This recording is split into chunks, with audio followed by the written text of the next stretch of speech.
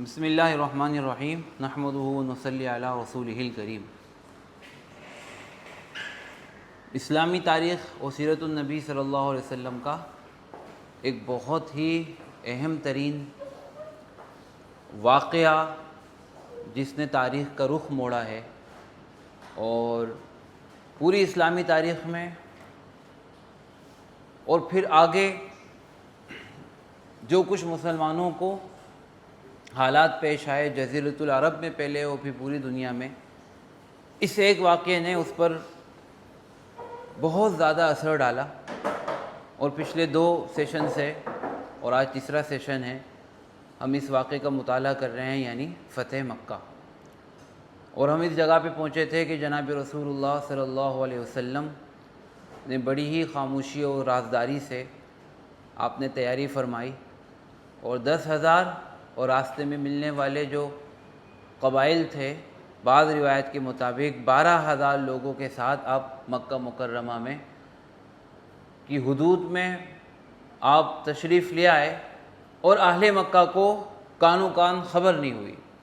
یہ اس وقت کے اعتبار سے، محدود وسائل کے اعتبار سے، اور جیسے جو سچویشن تھی اور اہل مکہ کو ویسے ہی خدشہ تھا، اور اپنی وہ پوری کوششوں میں تھے کہ کسی طریقے سے ان کو مدینے کے بارے میں پتہ چلے، لیکن ان سب کے باوجود جناب رسول اللہ صلی اللہ علیہ وسلم نے جس حکمت و سمجھداری سے، جس رازداری سے اور جس کامیابی سے لشکر کو مکہ کی سرحد میں پہنچایا، اتنے بڑے لشکر کو کہ اہل مکہ کو ذرا بھی پتہ نہیں چل سکا، یہ آپ علیہ السلام کی بہت بڑی کامیابی تھی، آپ علیہ السلام کی عظیم حکمت عملی تھی۔ اس کا کیا فائدہ ہوا انشاءاللہ ہم آگے دیکھیں گے۔ اتنا تو ہم سمجھ گئے ہیں کہ آپ علیہ السلام یہ چاہ رہے تھے کہ لشکر کی بہت بڑی تعداد، ان کے زبردست انداز اور ان کی اچانک سر پر آمد کی وجہ سے اہل مکہ بوکھلا جائیں، اور ان کو تیاری کر کے باقاعدہ لڑنے کا موقع نہ ملے اور وہ ہتھیار ڈال دیں، کیونکہ اللہ کے نبی صلی اللہ علیہ وسلم مکہ میں خون خرابہ نہیں چاہتے تھے۔ اگرچہ یہ بھی ایک بڑی سوچنے کی بات ہے کہ اگرچہ اسی مکہ میں موجود لوگ اللہ کے نبی صلی اللہ علیہ وسلم و مسلمانوں کے جانی دشمن تھے، اور ان کی طرف سے جو ابھی تک پہنچنے والی تکلیفیں تھیں یہ کم نہیں تھی، لیکن بہت ساری وجوہات کی وجہ سے جناب رسول اللہ صلی اللہ علیہ وسلم یہ چاہتے تھے کہ مکہ میں خون ریزی نہ ہو۔ اور پچھلی دفعہ ہم یہاں تک پہنچ گئے تھے کہ راستے کے سفر میں 2 پرانے دشمنوں سے جناب رسول اللہ صلی اللہ علیہ وسلم کی ملاقات ہوئی۔ ان کو نہیں پتا تھا کہ مسلمانوں کو لشکر آ رہا ہے، ان کے دل میں اللہ رب العزت نے ہدایت کے جذبات ڈال دیے تھے، اور یہ اسلام قبول کرنے کے لیے آ رہے تھے۔ تو ہم نے ان کے بارے میں پڑھا تھا کہ ابو سفیان ابن حارث اور عبداللہ بن ابی امیہ، یہ 2 لوگ تھے، اور اللہ کے نبی صلی اللہ علیہ وسلم کو بہت تکلیف پہنچاتے تھے، اور ان 2 کے آنے کا پتہ چلا تو ایک حضرت سلمہ رضی اللہ تعالیٰ عنہ کے بھائی تھے، اور دوسرے جو اللہ کے نبی صلی اللہ علیہ وسلم کے بھی کزن تھے، اور حضرت علی رضی اللہ تعالیٰ عنہ کے بھی کزن تھے۔ ان دونوں حضرات نے، حضرت المؤمنین سلمہ اور حضرت علی رضی اللہ تعالیٰ عنہ نے ان دونوں کو مشورہ دیا اور صحیح طریقہ بتایا، اور اللہ کے نبی صلی اللہ علیہ وسلم نے ان دونوں کو بہرحال معاف فرما دیا۔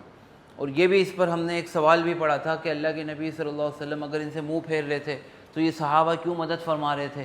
اس پر ہم نے بڑا زبردست اس نقطے پر اپنی گفتگو کو تقریباً مکمل کیا تھا کہ یہ صحابہ جانتے تھے کہ اللہ کے نبی صلی اللہ علیہ وسلم کی جو ناراضگی ہے وہ ان سے ایک اس ذاتی حد تک نہیں ہے کہ آپ ان کے قبول اسلام ہی کے مخالف ہوں، البتہ دل میں یقیناً ان سے جو تکلیفیں پہنچی ہے اس کی وجہ سے آپ علیہ السلام یعنی رنجیدہ ہیں، اور پھر آپ علیہ السلام کے مزاج سے واقف ہونے کی وجہ سے وہ یہ سمجھتے تھے کہ جو اس وقت آپ علیہ السلام کا مشن ہے، جو آپ علیہ السلام کا مقصد ہے کہ مکہ کے لوگوں کو اس بات پر آمادہ کرنا کہ وہ بغیر لڑے ہوئے ہتھیار ڈال دیں، اگر ان 2 کافر مشرک سرداروں کو جو ایک بڑی حیثیت رکھتے ہیں، اگر ان کو اسلام ان کے مسترد کر دیا جائے تو اور بہت سارے لوگ جن کے دل میں اس قسم کے جذبات ہوں گے وہ پہلے سے ہی ریڈی ہو جائیں گے کہ بھئی آپ علیہ السلام تو پرانے دشمنوں کو معاف نہیں کر رہے۔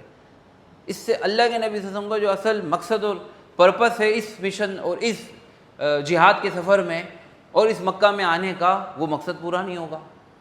لہذا ان دونوں باتوں کو سمجھتے ہوئے انہوں نے اللہ کے نبی صلی اللہ علیہ وسلم کو کی سفارش کی، ان لوگوں کو بھی بتایا کہ اس طریقے سے آپ علیہ الصلوۃ والسلام سے گفتگو کریں، اور بالآخر اللہ کے نبی صلی اللہ علیہ وسلم نے معاف فرما دیا. ٹھیک ہے. اچھا، اب یہاں سے اللہ کے نبی صلی اللہ علیہ وسلم مکہ کے بالکل قریب ہیں. اگر آپ کو یاد ہو، یہ نام صلح حدیبیہ میں بھی آیا تھا، مر الظہران. صلح حدیبیہ کے موقع پہ بھی جب مسلمان عمرے کے لیے تشریف لا رہے تھے تو اسی جگہ کے قریب پڑاؤ ڈالا تھا، اور راستے میں اس جگہ کا نام آتا ہے. تو مر الظہران یہ تقریباً 22 کلومیٹر شمال میں ہے، اور ایک وادی کا نام ہے. یہاں کچھ چشمے بھی ہیں، سبزہ بھی ہے. آج کل کے اعتبار سے اس کو وادی فاطمہ کہتے ہیں، اور اب تو چونکہ مکہ بہت پھیل گیا ہے تو یہ بالکل قریب ہی ہے. اب یہاں تک تو بغیر مزاحمت کے پہنچ گیا. اللہ کے نبی صلی اللہ علیہ وسلم، جیسا کہ ہم نے عرض کیا، آپ کا مقصد یہ تھا کہ کسی لڑائی کے بغیر ہم مکہ میں داخل ہو جائیں، اہل مکہ ہتھیار ڈال دیں، لیکن اس کے لیے ضروری تھا کہ ان پر مسلمانوں کے لشکر کا رعب قائم ہو. اور جیسے کہ ہم نے پہلے پڑھا تھا کہ اللہ کے نبی صلی اللہ علیہ وسلم کی جو اسٹریٹجی ہوتی تھی وہ یعنی ہر اسٹیپ نا آپس میں بڑا کنیکٹڈ ہوتا تھا. تو ایک تو دیکھیں اس کا ایک سب سے بڑا اہم جز یہ تھا کہ رازداری کے ساتھ اچانک سر پہ پہنچ جائیں. اس کا ایک دوسرا بڑا اہم جز یہ تھا کہ آپ کے لشکر کی تعداد ایسی ہونی چاہیے کہ وہ مقابلے کا نہ سوچے. تیسرا اہم بڑا جز یہ تھا کہ پھر یہ ساری چیزیں ہوں اور دشمن دیکھ نہ سکے. اخلاص کے ساتھ ہم دشمن کے پاس پہنچ جائے، اس کو پتہ نہ ہو کہ ہم کتنے ہیں. تو یہاں اب ذرا نا دکھانا تھا، شو آف تھا کہ ہم اتنے ہیں اور اتنے ہیں. اور اس میں کچھ مبالغہ بھی اللہ کے نبی صلی اللہ علیہ وسلم نے اختیار کیا کہ عام طور پر جب کوئی بھی لشکر ہوتا تھا اور جب وہ سفر میں کسی جگہ پہ پڑاؤ ڈالتے تھے تو وہ اپنے لیے کھانا بناتے تھے. فوڈ پانڈا کی آفر نہیں ہوتی تھی. جب وہ کھانا بناتے تھے تو ایک چولہے میں کئی لوگوں کا کھانا بنتا تھا. اللہ کے نبی صلی اللہ علیہ وسلم یہاں مکہ کے شمال میں تھے، بہت قریب تھے، اور مکہ آپ کو پتہ ہے ایک نشیبی وادی ہے اور یہ ذرا اونچا مقام تھا. اللہ کے نبی صلی اللہ علیہ وسلم نے صحابہ کرام کو حکم دیا کہ ہر ایک اپنا الگ چولہا جلائے. کتنے لوگ تھے بتائیں؟ 10,000 تو تھے ہی نا، قبائل کو ہٹا کے 10,000 بھی سمجھ لیں. تو ہر صحابی نے اپنا کھانا بنانے کے لیے اپنا الگ چولہا جلایا. ہاں، رات کا وقت ہو رہا تھا یہ، اور مکہ نشیبی وادی ہے، اور دور سے یہ جو جب 10,000 الاؤ اور چولہے جب جلے تو دور سے ایسا نظر آ رہا تھا کہ تا حد نگاہ آگ ہی آگ روشن ہے. اور ان کے اندازے کے مطابق اگر اتنے چولہے جل رہے ہیں تو پھر یہ 10,000 نہیں ہیں. یہ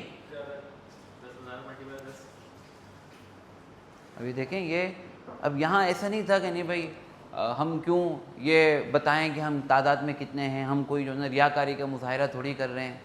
یہاں عین حکمت یہ تھی کہ شو آف کرنا کہ ہم اتنے ہیں کہ مقابلے کا سوچو بھی نہیں. یہ حکمت تھی اللہ کے نبی صلی اللہ علیہ وسلم کی. آپ نے لشکر کے ہر مجاہد، بعض روایت میں ہر خیمے والے کو حکم دیا کہ اپنا الگ چولہا جلائیں. اگر ہر خیمے والے کی بھی بات کریں پھر بھی یہ ہزاروں چولہے تھے. اگر ہر صحابی کی بات کریں تو پھر تو واقعی میں 10,000 چولہے تھے. اور یہ ہمیں معلوم ہے کہ صحابہ کرام اللہ کے نبی صلی اللہ علیہ وسلم کے حکم سے پیچھے ہٹنے والے نہیں تھے. اگر ہر ایک کو بولا ہوگا تو ہر ایک نے جلایا ہوگا. ایسا نہیں کہ یار یہ تم اپنے چولہے میں میری بھی نیت کر لو، ایسا نہیں ہوگا. ٹھیک ہے، چلیں خیمے کا بھی لے لیں پھر بھی ہزاروں چولہے تھے. اچھا، اب یہ جو مکہ کے جو سردار تھے یہ اتنے تو چوکنا تھے کہ بھئی کبھی بھی حملہ ہو سکتا ہے. لہٰذا رات کے وقت میں بھی یہ آس پاس مکہ کے سن گن لینے کے لیے چکر لگا رہے تھے. تو مر الظہران پر ان کو اتنی ساری آگ جلتی ہوئی نظر آئی، اور دور دور تک جہاں تک نگاہ جا رہی تھی آگ نے نہ روشن کر دیا ماحول کو. اچھا،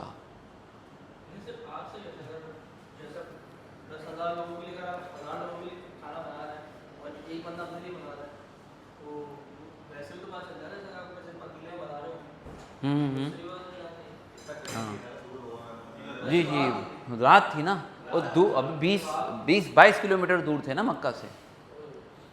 لیکن مکہ نشیب میں تھا تو وہاں سے دور اگر آگ جلتی ہوئی ہو تو رات کے وقت آپ کو وہ آپ کو روشنیاں نظر آ جائیں گی. ہاں, اور وہ سمجھدار لوگ تھے, وہ ٹوئنکل ٹوئنکل لٹل اسٹار نہیں, وہ ان کو پتہ چل رہا تھا کہ بھائی یہ کوئی ستارے نہیں ہیں, یہ آگ جل رہی ہے.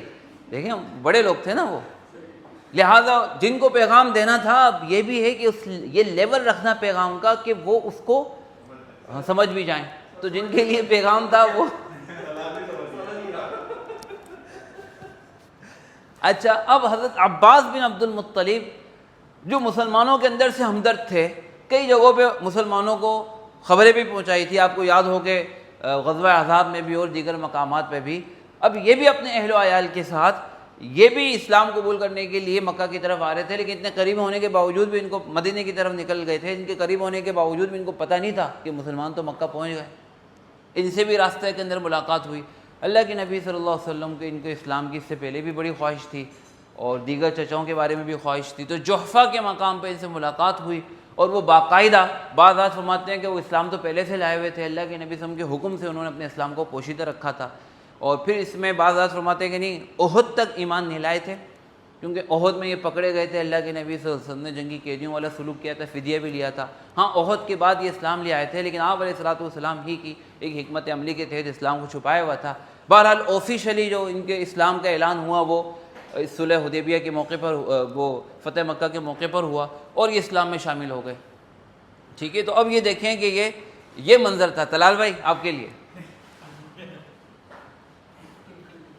ٹھیک ہے. تو 22 کلومیٹر دور تھے, اور ایک خاموش اور ایک اندھیرے صحرا کے اندر یہ منظر دور سے دیکھنے والوں پر رعب طاری کرنے کے لیے کافی. ٹھیک ہے. اچھا, حضرت عباس رضی اللہ تعالیٰ عنہ کو پتہ چل گیا مسلمان تو مکہ فتح کرنے آ رہے ہیں. بہرحال دیکھیں, وہ مکہ سے اللہ کی نبی سے ان کو بھی محبت تھی, ان لوگوں کو بھی محبت تھی, اور یہ قریش کے بھی تھے, ہے نا. اور قریش کے ایک بڑے اعلیٰ عہدیدار بھی تھے, بیت اللہ کی بہت ساری خدمتیں بنی ہاشم کے سپرد بھی تھی. اب ان کے ذہن میں یہ فکر آئی کہ اگر صحیح طریقے سے اہل مکہ نے ہتھیار نہیں ڈالے, اللہ کے نبی صلی اللہ علیہ وسلم نے تو بتا دیا, ان کو اندازہ ہو گیا کہ بھئی اصل مقصد جنگ نہیں ہے, ہم تو کوشش کر رہے ہیں کہ جنگ کے بغیر فتح ہو جائے, لیکن اگر اہل مکہ نے ہتھیار نہیں ڈالے, وہ ان کی دشمنی و بغض کو جانتے تھے, تو پھر تو مکہ تباہ ہو جائے گا. تو ظاہر بات ہے فطری طور پہ ایک شخص کو اپنے وطن, قوم, جگہ, لوگوں سے محبت تو ہوتی ہے. تو انہوں نے کہا کہ اگر مکہ میں مسلمان زبردستی داخل ہوئے تو قریش تو مارے جائیں گے سارے, ان کی نسل ہی مٹ جائے گی. لہٰذا انہوں نے کیا کیا, انہوں نے ایک حکمت عملی یہ بنائی کہ یہ قریش کو جا کے بتائیں کہ تم ہتھیار ڈال دو, اور ان کو ڈرائیں, خوفزدہ کریں کہ مسلمانوں کو اتنا بڑا لشکر آ رہا ہے کہ تمہاری طاقت نہیں ہے. لیکن اس موقع پر جب اس قسم کے حالات ہو تو نکلنا خطرے سے خالی نہیں ہوتا ہے, اور لہٰذا انہوں نے اللہ کے نبی صلی اللہ علیہ وسلم کی اجازت لی. اور آپ کا ہی ایک سفید خچر تھا جس کو پورا اسلامی لشکر پہچانتا تھا, اس کا نام دلدل تھا. مکہ کی طرف نکلے, اور انہوں نے کہا کچھ لوگ مجھے مل جائیں, میں ان کے ذریعے سے پیغام بھیجوں کہ بھائی اتنا بڑا لشکر آ رہا ہے کہ تم مقابلہ نہیں کر سکتے, لہٰذا خبردار مقابلے کی کوشش نہیں کرنا, ہتھیار ڈالنا. یہ وہ بولنا ہے کہ عباس کا پیغام ہے. ان کو کوئی چرواہا, کوئی اور شخص کیا ملتا, ان کو کوئی اور شخص مل گیا, وہ ہم آگے دیکھتے ہیں. اچھا, دوسری طرف میں نے عرض کیا کہ مکہ کے سردار بھی بے چین تھے, اب ان کو مدینے کی کوئی اطلاع ہی نہیں مل رہی تھی, لہٰذا یہ بے چین ہو کے ذرا جائزہ لینے کے لیے رات کو باہر نکلے ہوئے. تو بڑے ابو سفیان ابن حرب, حکیم ابن حزام, بدیل ابن ورقہ, یہ بھی باہر نکلے ہوئے. تو بدیل تو آپ کو پتہ ہے کہ یہ مسلمانوں کے حلیف تھے. ٹھیک ہے, اس سے پتہ چلے کہ جو اپنے حلیف تھے نا, ان کو بھی اطلاع نہیں تھی, حالانکہ ان سے وعدہ کیا تھا کہ ہم تمہارا بدلہ لیں گے, لیکن ان کو اطلاع نہیں تھی. اب ہوا یہ کہ یہ آپس میں بات کر رہے تھے کہ انہوں نے, طلال بھائی, وہ 10,000 چولہے دیکھے. ابو سفیان نے حیرت سے کہا کہ اللہ کی قسم اتنا بڑا لشکر تو کبھی نہیں دیکھا. بدیل نے کہا کہ یہ بنو خزاع کی آگ ہے, کہ جو انتقام کی آگ میں جل رہی ہے. ٹھیک ہے, یعنی وہی خزاع کے لوگ ہیں جن کو مکہ والوں نے مارا تھا, اور آج وہ انتقام لینے آ گئے. ابو سفیان نے کہا کہ خزاع کی اتنی بڑی تعداد نہیں ہو سکتی, لیکن وہ سمجھ رہے تھے کہ اتنی بڑی تعداد تو کسی کی نہیں ہو سکتی. اتنے میں حضرت عباس رضی اللہ تعالیٰ عنہ آئے, اور انہوں نے ابو سفیان کو آواز سے پہچان لیا. انہوں نے ابو سفیان کو الگ سے بلایا, آواز دی. ابو سفیان نے گھبرا کے پوچھا, ابو الفضل کنیت تھی کہ تم عباس ہو؟ بولا ہاں. ابو سفیان نے کہا میرے ماں باپ تم پر قربان، یہ مکہ کے باہر یہ کیا ہو رہا ہے، کیا ماجرا ہے یہ؟ تو حضرت عباس جس مقصد سے آئے تھے انہوں نے بڑے کڑک لہجے میں کہا کہ یہ رسول اللہ صلی اللہ علیہ وسلم 10,000 صحابہ کے لشکر کے ساتھ تمہارے سروں پر پہنچ چکے ہیں، اور خدا کی قسم اگر مکہ نے ہتھیار نہ ڈالے نا تو قریش تو تباہ۔ حضرت عباس کا مطلب یہی تھا کہ اہل مکہ ہتھیار ڈال دیں، لڑائی نہ ہو، کیونکہ بہرحال ان کا خاندان تھا، ان کا شہر تھا، اور اللہ کے نبی صلی اللہ علیہ وسلم بھی یہی چاہ رہے تھے۔ اور اس کی ایک اور بھی وجہ تھی کہ مکہ حرم تھا، اور آپ عربوں کے رواج کو اچھی طرح جانتے تھے، آپ نے ابھی تک اس کا ہمیشہ خیال کیا تھا، اور یہ دین ابراہیمی کی کچھ سنتوں میں سے تھا کہ حرم کے تقدس کا خیال رکھنا، اور اللہ نے اس کو تقدس بخشا تھا، لہٰذا ایک حکمت عملی کے تحت آپ اللہ کا حکم بھی پورا کر رہے تھے کہ حرم کے اندر خون نہ بہے، لیکن آپ علیہ الصلوۃ والسلام یہ تاثر بھی دینا چاہتے تھے کہ مسلمان حرم کے تقدس کا مکمل خیال رکھتے ہیں۔ آپ ذرا صلح حدیبیہ کی ساری باتوں کو بھی آپ ذہن میں لا، لہٰذا آپ یہ کوئی تاثر نہیں دینا چاہتے تھے کہ مسلمانوں نے حرم کو خون میں نلا دیا، ٹھیک ہے۔ اور پھر آپ جو موجود تھے لوگ، اس میں بہت سارے وہ تھے کہ جو آپ کے خاندان کے تھے، اور آپ کو اندازہ تھا، اچھی طریقے سے اندازہ تھا کہ دشمنی بغض کی وجہ سے یہ ابھی اسلام نہیں لا رہے، لیکن جیسے ہی حالات سازگار ہوں گے، ان کو موقع ملے گا، ان کا بغض کم ہوگا، یہ اسلام لے آئیں گے۔ تو بات ہے کسی بھی شخص کو اپنے خاندان کے بارے میں اگر یہ امید ہو تو یہ کوشش کرے گا کہ اس کو کوئی موقع مل جائے، مہلت مل جائے۔ اور پھر یہ قریش کے لوگ یہ بڑے ہی باصلاحیت لوگ تھے، ان کی صلاحیتیں آج اسلام کے خلاف استعمال ہو رہی تھی، لیکن اللہ کے نبی کو معلوم تھا کہ ان کی صلاحیتیں جب اسلام کے حق میں استعمال ہوں گی تو یہی لیڈر ہیں، اصل میں مکہ کے دل یہ لوگ ہیں، مکہ کے جگر کے ٹکڑے یہ لوگ ہیں، پورے عرب کی لیڈرشپ یہ صدیوں سے انہوں نے سنبھالی ہوئی ہے۔ تو یہ ساری باتوں کی وجہ سے اللہ کے نبی صلی اللہ علیہ وسلم بھی یہ چاہ رہے تھے، حضرت عباس نے بھی آپ کی منشا ہی کو پورا کیا۔ اچھا، اب یہ دیکھیں کہ اللہ کے نبی صلی اللہ علیہ وسلم مکہ کو نہیں تباہ کرنا چاہ رہے تھے، ہدف یہ تھا کہ قریش کو مزاحمت شروع کرنے سے پہلے ہی ان کو جنگ سے باز رکھا جائے۔ اسحاق نے پیغام دیا کہ مقابلہ ناممکن ہے۔ ابھی دیکھیں یہ چوتھا اسٹیپ تھا اللہ کے نبی صلی اللہ علیہ وسلم کا، وہ سارے اسٹیپ آپس میں ایک دوسرے سے بالکل لنک ہے نا، اور یہ اسٹریٹجی اللہ کے نبی صلی اللہ علیہ وسلم کی تھی۔ اصل یہاں مقصد دشمن کو مارنا نہیں تھا، بلکہ اپنا ایسا ڈسپلن، ایسی تیاری دکھانی تھی کہ کوئی جانی نقصان بھی نہ ہو اور وہ ہتھیار ڈال دے۔ آئے نا، تشریف لائے۔ اچھا، اب ابو سفیان نے کہا کہ بھائی ابو الفضل تم ہی بتاؤ کیسے بچیں، کو بچنے کا راستہ ہے؟ یہ تو واقعی میں قریش تو تباہ، ہم تو ختم ہو جائیں گے۔ محمد نے تو ہم کو چھوڑنا نہیں ہے، کیونکہ ان کو پتا تھا کہ انہوں نے کیا کیا ہے اسلام کے خلاف۔ تو اب حضرت عباس نے کہا نہیں، راستہ ہے، یہی تو بتانے آیا ہوں، اور راستہ تم قریش کو تم تباہی سے بچا سکتے ہو۔ کیا ہے؟ بولا چلو میرے پاس، میرے ساتھ۔ حضرت عباس نے ابو سفیان کو خچر پہ بٹھایا اور اللہ کے نبی صلی اللہ علیہ وسلم کے پاس لے گا، کہا میں تمہارے لیے امان لوں گا، میں مسلمان ہو گیا ہوں، میں چچا بھی ہوں، آپ میری بات کا امان رکھیں گے اور تمہیں امان دے دیں گے۔ جب تمہیں امان دے دیں گے تم جا کے مکہ والوں کو بات رکھنا، تم سردار ہو، تمہاری بات مانی جائے گی۔ اس نے کہا ہاں یہ ٹھیک ہے۔ اب خچر پہ بٹھا کے حضرت عباس ابو سفیان کو لے کے مسلمانوں کے پاس سے گزرنے لگے، اور مسلمانوں نے اتنا نوٹ نہیں کیا کیونکہ خچر تھا وہ جانا پہچانا تھا، اللہ کے نبی صلی اللہ علیہ وسلم کا تھا، دلدل تھا وہ۔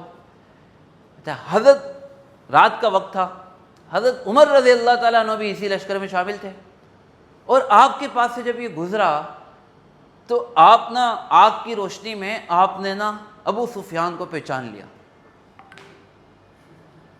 اور آپ کو یہ خطرہ ہوا کہ عباس کہیں ابو سفیان کے لیے اللہ کے نبی صلی اللہ علیہ وسلم سے پناہ، لیکن لہذا حضرت عمر نے دوڑ لگائی اللہ کے نبی صلی اللہ علیہ وسلم کے خیمے کی طرف کہ میں عباس سے پہلے پہنچ جاؤں اور اجازت لے لوں کہ اللہ کے نبی اجازت دیں اسلام کے سب سے بڑے دشمن ابو سفیان کی گردن اڑا دوں۔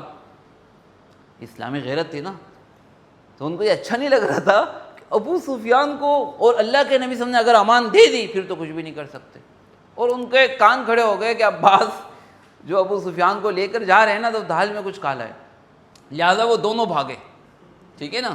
حضرت عمر نے کہا سب سے پہلے اللہ کا شکر ہے جس نے ابو سفیان کو بغیر کسی معاہدے اور امان کے ہمارے قابو میں کر دیا، کہ مطلب امان بھی نہیں ہے تو اب تو اڑا دو۔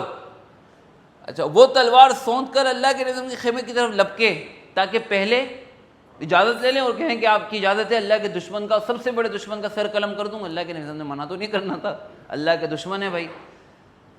اچھا، یہ اسی بات کی سمری ہے کہ حضرت عباس کو مکہ کی تباہی کی فکر تھی، اور ابو سفیان حیران ہو گیا، اور عباس کی آواز سن کے پھر انہوں نے ساری بات بتا دی۔ حضرت عباس نے جو ہے نا وہ خچر کو دوڑایا کہ وہ پہلے پہنچ جائیں، اور حضرت عباس خچر پہ تھے، حضرت عمر جو ہے نا وہ پیدل تھے، تو حضرت عباس پہلے پہنچ گئے اور فوراً سے خیمے میں گئے اور ابو سفیان کو اپنے پیچھے چھپا لیا۔ ان کو پتا تھا کہ حضرت عمر نے جو ہے نا تلوار نکالی ہوئی آسرا۔ اچھا، حضرت عمر داخل ہوئے، جاتے ساتھ ہی اے اللہ کے نبی صلی اجازت دیں اس اللہ کے دشمن کی گردن اڑانی۔ حضرت عباس نے جواب دیا اے اللہ کے نبی صلی نہیں، میں مسلمان ہوں، میں نے اس کو پناہ دے دی۔ اور آپ کو پتا تھا کسی ایک مسلمان کی بھی پناہ ایسا ہے جیسے پورے لشکر نے کیا دے دی، یہ اسلامی حکم تھا۔ اچھا، حضرت عمر اصرار کرتے رہ گئے نہیں اس کی یہ پناہ نہیں دی جا سکتی، اس کو یہ تو بہت بڑا دشمن ہے اور یہ اور وہ ہے۔ یہ دونوں حضرات اصرار کرتے رہے، دونوں ہی اللہ کے نبی صلی اللہ علیہ وسلم کے لیے بہت ہی مطلب قابل عزت و احترام تھے۔ البتہ اللہ کے نبی صلی اللہ علیہ وسلم یہ بھی دیکھ رہے تھے کہ یہ جو میرا مقصد ہے ابو سفیان کے ذریعے سے کیا ہو سکتا ہے، پورا ہو سکتا ہے۔ لیکن اگر فوراً سے کہتے کہ نہیں ابو سفیان کو امان ہے اور عمر تم جاؤ، تو حضرت عمر کی کیا ہوتی، دل شکنی ہوتی۔ اور اگر ابو سفیان کو پناہ نہیں دیتے تو حضرت عباس جو کہ چچا تھے ان کی امان کی کیا ہوتی، خلاف ورزی ہوتی۔ تو آپ علیہ الصلوۃ والسلام نے فرمایا کہ عباس تم ابو سفیان کو اپنے خیمے میں لے جاؤ، صبح فیصلہ کروں گا۔ صاحبہ سے دونوں طرف جذبات تھے، تو ایک رات گزر جائے بیچ میں، یہ اچھا ہوتا ہے، جذبات نیچے آ جاتے ہیں، اور اسی دوران ہو سکتا ہے کہ حضرت عمر رضی اللہ تعالیٰ عنہ بھی اس بات کو سمجھ گئے، مقصد کو سمجھ گئے۔ اچھا، حضرت عمر تھوڑا سا وہ ہو گئے، نمناک ہو گئے۔ اچھا، بیچ میں حضرت عباس نے کہا، حضرت عباس تھوڑے جذباتی ہو گئے کہ عمر اگر یہ تیرے خاندان کا ہوتا نا تو جو ہے نا ضرور اس کی امان لے لیتا، چونکہ یہ میرے خاندان کا ہے نا، لہٰذا تو تلوار اٹھا کے نا قتل کرنے کے چکر میں۔ کس نے کہا؟ حضرت، یعنی تمہارے اگر بنو عدی سے ہوتا نا، یہ بنو جو ہے نا وہ یہ قریش سے ہے اور یہ میرے خاندان مجھ سے زیادہ قریب ہے، اگرچہ قریش تو یہ سبھی تھے، لیکن اگر یہ بنو عدی سے تیرے خاندان کا فرد ہوتا نا تو پھر تو اس کو بچاتا، کیونکہ تیرے خاندان کے نہیں نا، لہٰذا تجھے قتل کرنے کی جلدی ہے۔ تو حضرت عمر رضی اللہ تعالیٰ عنہ دل نرم ہوا، انہوں نے کہا کہ عباس مجھے پتہ ہے کہ جس دن آپ نے اسلام قبول کیا، یعنی آج، مجھے اپنے باپ خطاب کے اسلام لانے سے زیادہ آپ کے اسلام سے خوشی ہوئی۔ کیوں؟ کیونکہ مجھے پتہ ہے کہ جناب رسول اللہ صلی اللہ علیہ وسلم کا آپ کا اسلام لانا بہت پسند ہے، کیونکہ ان کو خوشی ہوئی لہٰذا مجھ کو بھی کیا ہوئی، میرے باپ کے اسلام لانے سے اللہ کے نبی کو اتنی خوشی نہیں ہوگی جتنی اپنے چچا کے اسلام لانے سے ہوئی تھی، لہٰذا مجھے اپنے باپ کے اسلام لانے سے بھی زیادہ آپ کے اسلام لانے سے خوشی ہوئی۔ یعنی بتایا کہ میں کچھ ذاتی دشمنی کی وجہ سے نہیں کر رہا ہوں، لیکن اللہ کا دشمن ہے یہ، اس کی گردنوں پہ بہت سارے خون ہیں مسلمانوں کے، انہوں نے بہت مسلمانوں کو نقصان پہنچایا ہے۔ اللہ کے نبی صلی اللہ علیہ وسلم نے دونوں کی گفتگو بات چیت سنی اور کہا کہ عباس خیموں میں لے جاؤ، صبح میرے پاس لانا، پھر فیصلہ کریں گے۔ بہرحال اب یہ ایک رات ختم ہوئی، لیکن اسلام کا سب سے بڑا دشمن اس وقت تک یہ مسلمانوں کے مکمل رحم و کرم پر تھا۔ کل جو اسلام کے خلاف ساری سازشیں بناتے تھے، آج وہ مسلمانوں کے قیدی بنے ہوئے تھے۔ بہرحال یہ دونوں اللہ کے نبی صلی اللہ علیہ وسلم کے خیمے کی طرف گئے تھے، اور آپ علیہ الصلوۃ والسلام نے کہا تھا کہ عباس تم ان کو اپنے پاس رکھو، صبح فیصلہ کریں گے، ٹھیک ہے نا۔ تو یہ وہ تھوڑا سا حصہ تھا جو پچھلی دفعہ رہ گیا تھا، اس کی لرننگ بھی ہم نے دیکھ لی تھی۔ اب آگے بڑھتے ہیں۔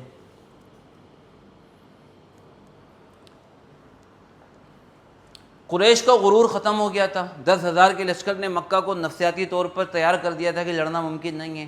قریش کا سب سے بڑا سردار یہ مسلمانوں کے پاس پوری رات قیدی کی حیثیت سے تھا۔ اب وہ رات گزری اور ایک فیصلہ کن رات تھی۔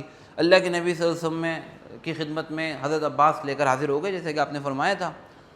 تو اللہ کے نبی صلی اللہ علیہ وسلم نے ابو سفیان کو دیکھ کر ارشاد فرمایا، ابو سفیان افسوس ہے کہ ابھی تک تمہارے لیے وہ وقت نہیں آیا جب تم یہ جان لو کہ اللہ کے سوا کوئی معبود نہیں، یعنی تم جن بتوں کی عبادت کے لیے یا جن بتوں کے لیے تم لڑتے ہو، تمہیں نظر نہیں آ رہا کہ کہاں گئے وہ تمہارے سارے خدا، اور ایک اللہ وحدہ لا شریک نے مسلمانوں کو تم پر غالب کر دیا۔ اب تو تم سمجھ جاؤ، کیا تمہیں یہ بات سمجھ میں نہیں آ رہی؟ تو ابو سفیان نے کہا کہ میرے ماں باپ آپ پر قربان ہوں، آپ کتنے حلیم، کتنے شریف اور کتنے رشتوں کا پاس رکھنے والے ہیں، چونکہ آپ نے بڑی نرم لہجے میں بات کی تھی، اور ابو سفیان اتنا نرم لہجے کی توقع نہیں کر رہا تھا، لہذا اس نے پہلے تعریف کی اور کہا کہ اللہ کی قسم مجھے اب یقین ہو گیا ہے کہ اللہ کے سوا کوئی معبود نہیں، اگر معبود ہوتا تو اسی کے لیے ہم لڑ لیتے، آج ہمارے کام آتا۔ تو اس کا پتہ چلا کہ توحید کے بارے میں ابو سفیان کا دل کیا ہو گیا، ٹھک گیا۔ لیکن اگلا سوال پھر آپ نے فرمایا ابو سفیان کہ ابھی تک وہ وقت نہیں آیا تم جان لو کہ میں اللہ کا رسول ہوں۔ اب وہ لوگ، اب دیکھیں کہ ہم نے پہلے بھی کئی دفعہ سمجھا، بہرحال وہ لوگ ہوتے صاف زبان کے تھے۔ ابو سفیان نے کہا کہ میرے ماں باپ آپ پر قربان، اس کے متعلق ابھی تک میرے دل میں جھجک ہے۔ یعنی یہ بات تسلیم کرنا میرے لیے کیا ہے؟ اس کا مطلب رسالت کا پورا ایمان ابھی تک دل میں، اور اللہ کو تو مانے، اللہ کے نبی سے ہم کو نہ مانے تو مسلمان ہوتا ہے؟ حضرت عباس نے اس کو تھوڑی سی وارننگ دی، کہا کہ بھائی تم ابھی تک کسی خواب کی دنیا میں ہو، حقیقت بدل چکی ہے، تم دیکھ لو، تم مانو نہیں مانو، اگر نہیں مانتے ہو تو پھر تمہارا حشر ہے کہ قتل کر دیا جائے گا، تم دشمن فوج کے ایک سپہ سالار ہو اور اپنے دشمن کی تم قید میں ہو، لہذا تم اگر کسی مطلب معجزہ ہونے کے انتظار میں ہو کہ حالات بدل جائیں گے، ایسا نہیں ہے۔ تو اس کو نا زمینی حقیقت بتائی۔ اس پر ہم تھوڑا سا آگے اور بھی بات کریں گے۔ ابو سفیان دیکھو تمہاری گردن اڑا دی جائے گی، تمہارے پاس ایک ہی راستہ ہے بچنے کا، اسلام قبول کر لو، اسلام ہی تمہیں بچا سکتا ہے، ورنہ کوئی چیز بچا نہیں سکتی، تمہارے جرموں کی فہرست بہت بڑی ہے، اور گواہی دو کہ اللہ ہی معبود ہے، اللہ کے سوا کوئی معبود نہیں، اور محمد صلی اللہ علیہ وسلم اللہ کے رسول ہیں۔ اس کے بعد ابو سفیان نے کچھ سوچا اور پھر کلمہ پڑھ لیا اور اسلام میں داخل ہو گئے۔ اب یہاں فطری طور پہ ایک اعتراض آتا ہے کہ یار یہ تو جان کے خوف سے ہوا، اس پر ہم انشاءاللہ آگے بات کرتے ہیں، صحیح ہے؟ اچھا، یہ ایک بات بس ذہن میں رکھیں کہ یہاں جو حضرت عباس کا تھا نا، انہوں نے ان کو زمینی حقیقت بتائی تھی کہ دیکھو حقیقت یہ ہے، تمہارے سامنے دو آپشن ہے، تم اسلام اگر قبول کرتے ہو تو یہی تمہارے پاس راستہ ہے اگر اپنی جان بچانی ہے، ورنہ ٹھیک ہے، اگر تم دوسرا راستہ بھی اختیار کر سکتے ہو، اور وہ راستہ ہے کہ تم پھر ایک کفر کے ایک بہت بڑے سردار ہو تو تمہارے جرائم بہت ہیں، تو پھر تمہیں قانون کے مطابق، مطلب عربوں کے دستور کے مطابق بھی ابو سفیان کی سزا قتل ہی بنتی تھی۔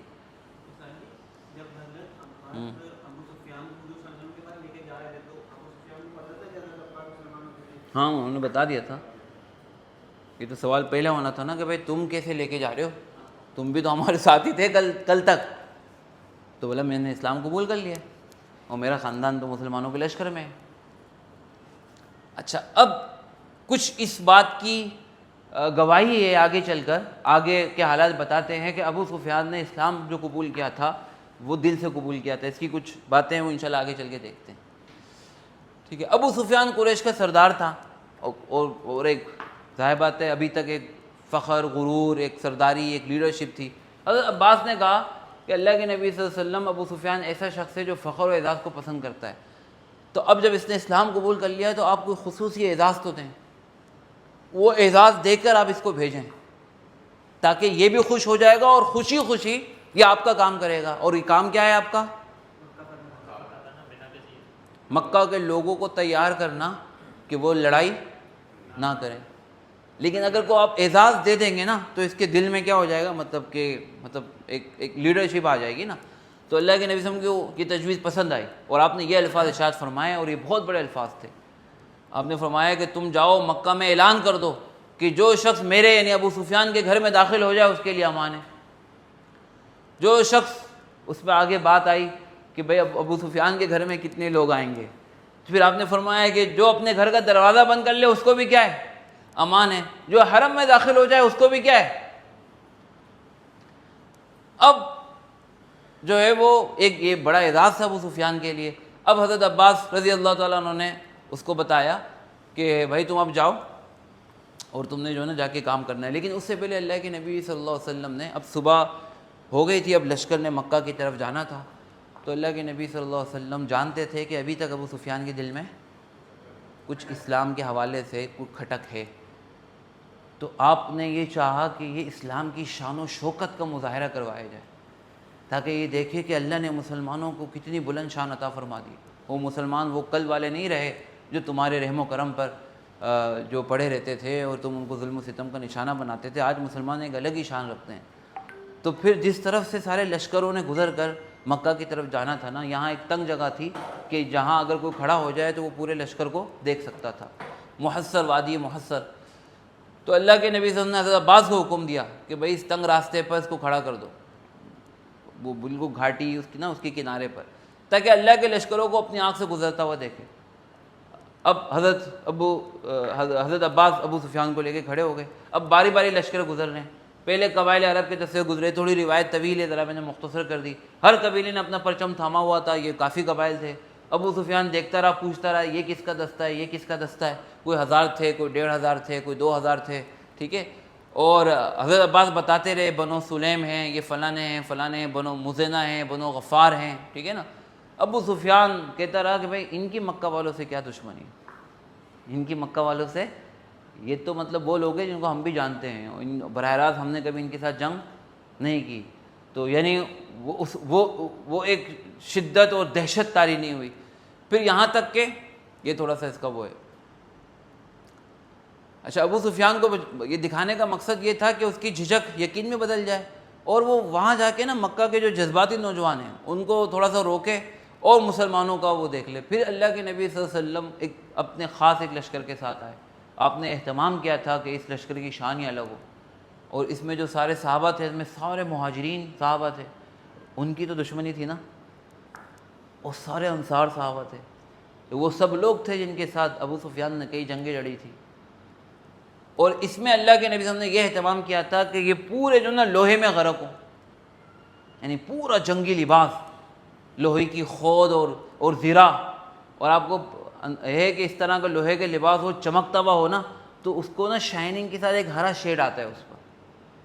لہٰذا جب سے مکہ سے یہ لشکر، مدینے سے لشکر چلا تھا نا، تو لشکر کے ایک ٹکڑے کو کہتے ہیں کتیبہ۔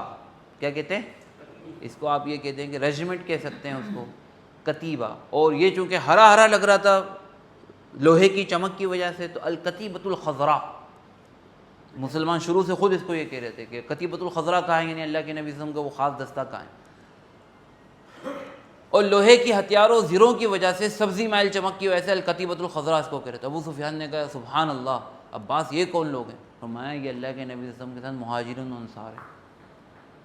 اب یہ تو وہ لوگ ہیں کہ جن کے ساتھ مکہ والوں کی دشمنی سالوں سے چل رہی ہے، کئی جنگیں ہو چکی ہے۔ اب ابو سفیان کے دل کے اندر اب واقعی میں ایک روب آ گیا۔ اس نے کہا کہ ابو الفضل واللہ تمہارے بھتیجے کی بادشاہت تو آج بہت بڑی ہو چکی ہے۔ یہی مقصد تھا اللہ کے نبی صلی اللہ علیہ وسلم کا کہ دل پر تسلیم آ جائے کہ اب کچھ نہیں ہو سکتا ہے۔ حضرت عباس نے فوراً فرمایا ابو سفیان یہ بادشاہت نہیں ہے، یہ کیا ہے؟ ہاں یہ بہت خوبصورت جملہ ہے۔ اور ابو سفیان نے تسلیم کیا، ہاں واقعی میں بادشاہت تو ہم نے بھی بہت دیکھی ہوئی ہیں، یہ نبوت ہی لگتی ہے۔ اب اصل اعتراف کیا تھا؟ یہ اعتراف ہو گیا۔ تو اللہ کے نبی کا خصوصی دستہ تھا، اور یہ اب تھوڑا سا اسکیچ دیکھ سکتے ہیں، ٹھیک ہے۔ تو حضرت عباس نے فرمایا یہ بادشاہت نہیں، کیا ہے؟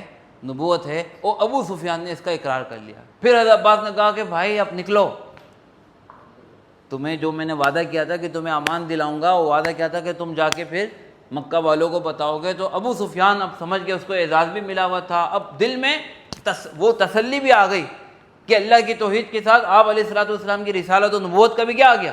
اقرار آ گیا۔ اب ظاہر بات ہے کہ پھر اب اندر کی موٹیویشن الگ تھی، اور پھر اب اپنی قوم کا ڈر بھی تھا، وہاں اپنا خاندان بھی تھا، اپنی بیوی بچے بھی تھے، آپ علیہ السلام کا مقصد بھی سمجھ میں آ گیا، اور یہ بھی سمجھ میں آ گیا کہ یہی بہتر ہے، مقابلہ تو ہو نہیں سکتا ہے، مقابلہ کریں گے تو مارے جائیں گے۔ تو اب اس نے کہا کہ قریش کو تھے۔ اب یہ ابو سفیان گیا اور اس نے جو ہے نا وہ حرم پہنچا اور بلند آواز سے چیخ کر کہا اور کہا کہ تو اے قریش کے لوگوں، محمد صلی اللہ علیہ وسلم ایسا لشکر لے کر آ گئے ہیں اور سر پر پہنچ گئے ہیں اور مکہ میں بس داخل ہو رہے ہیں کہ تم لوگ مل کر بھی اس کا مقابلہ نہیں کر سکتے۔ اچھا، سب سے پہلے تو رد عمل آیا ان کی بیوی کی طرف سے، تو ظاہر بات ہے بری لگی بات۔ اب ان کے دل میں تو ابھی تک ایمان نہیں آیا تھا، اگرچہ یہ ہند بات میں مسلمان ہو گئی تھی۔ اس نے کہا کہ بھائی اس جو ہے نا وہ بوڑھے کو قتل کر دو، یہ کیا تم لوگوں کے سامنے کیا بکواس کر رہا ہے؟ پھر ابو سفیان نے اس کو اٹھایا، کہا کہ اس عورت کی باتوں میں نہیں آؤں، میں تمہیں کہہ رہا ہوں کہ لشکر آ رہا ہے اور تم مارے جاؤ گے، اور محمد نے یعنی اللہ کے نبی صلی اللہ علیہ وسلم، میں بھی مسلمان ہو گیا ہوں، اور اللہ کے نبی صلی اللہ علیہ وسلم نے مجھے کہا ہے کہ جو ابو سفیان کے گھر میں داخل ہو جائے گا وہ جو ہے نا وہ اس کو امان ہے، اس کو کچھ بھی نہیں کہا جائے گا۔ لوگوں نے کہا کہ بعض روایت میں شاید ہندا نے کہا کہ تیرے گھر میں کتنے لوگ آئیں گے؟ پھر اس نے کہا کہ جو حرم میں داخل ہو جائے گا اس کو امان ہے۔ بولے حرم میں کتنے لوگ آئیں گے؟ پھر وہ اپنے گھر کا جو دروازہ بند کر لے گا اس کو بھی کیا ہے. اب یہ دیکھیں یہ بھی اللہ کے نظم کی حکمت تھی. آپ نے اپنے آنے سے پہلے پیغام پہنچا دیا کہ تمہاری جان مال سب محفوظ ہیں، لیکن اگر تم لڑائی کرو گے تو ہم لڑائی کریں گے.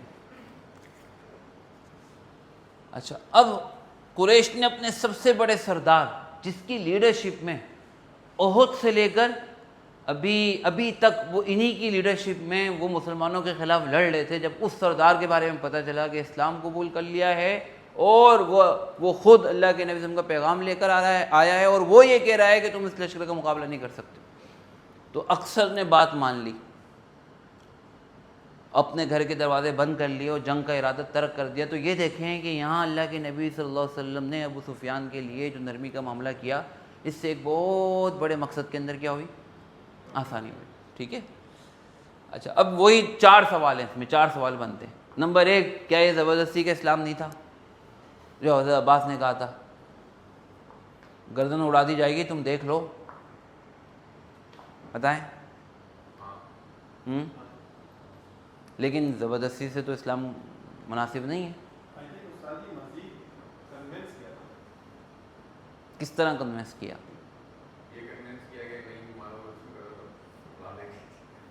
یعنی یہ عقل دلائی کہ دیکھو سمجھداری کی بات یہ ہے کہ اسلام قبول کر لو، اگرچہ دل میں کچھ تذبذب محسوس ہو رہا ہے پھر بھی کر لو. وجہ یہ ہے کہ دوسرا راستہ تو پھر قانونی طور پہ تمہارے قتل کا راستہ ہے.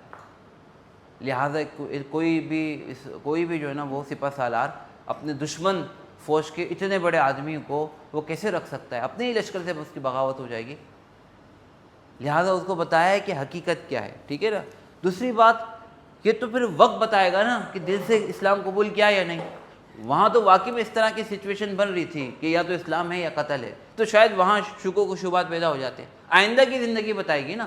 تو آئندہ کی زندگی ہم دیکھتے ہیں تو وہ کچھ الگ ہے. ٹھیک ہے نا. دیکھیں ابو سفیان عام سویلین نہیں تھے، بلکہ وہ مسلمانوں کے خلاف اعلان جنگ کرنے والے دشمن ملک کے سب سے بڑے آرمی چیف تھے، لیڈر تھے.